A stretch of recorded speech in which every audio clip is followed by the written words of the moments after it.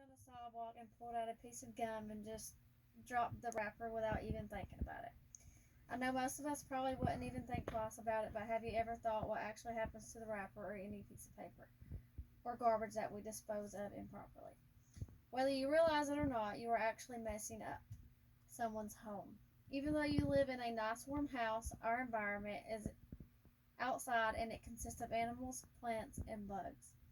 What we need to start doing is protecting our environment and trying to preserve it. We are only on this planet for a limited time. However, we wouldn't be able to be here without our environment, and that's why we have to do what we can to protect it.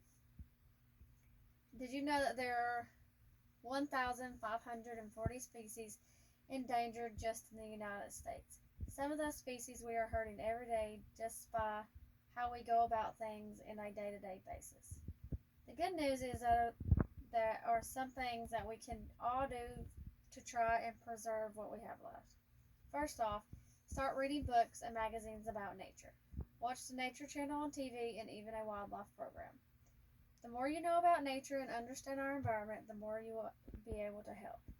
Once you've learned what you can about our environment, share what you know to your friends and family. The more people that do know, that's the more people that will be able to help. Also, demonstrate acts that help our environment in your everyday activities. If you have to go down the street and it's a quarter mile, walk that far instead of driving. Your car gives off a gas that pollutes the air and walking does not. Also, something else you could do would be to write constructive letters to your governor and big businesses that are going up expressing your concern for the environment. When a big building for business gets built, part of the environment gets destroyed to make for it. If enough people will write expressing their concerns for the same thing, then someone is bound to listen. Now, there are some things that you shouldn't do to protect our environment. Don't buy products made from wild animals and exotic hardwoods.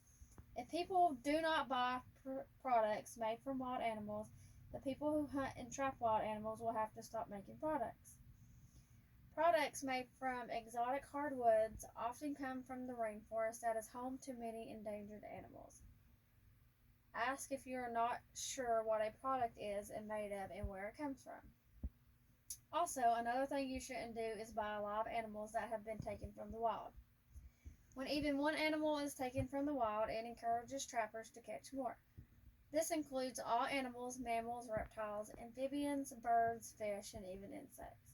If you would like an exotic animal for a pet, ask the seller if it was bred in captivity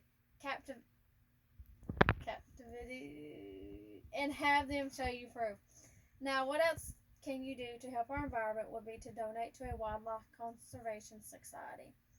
It doesn't particularly matter which one because they are all trying to do the same thing, which is help our environment.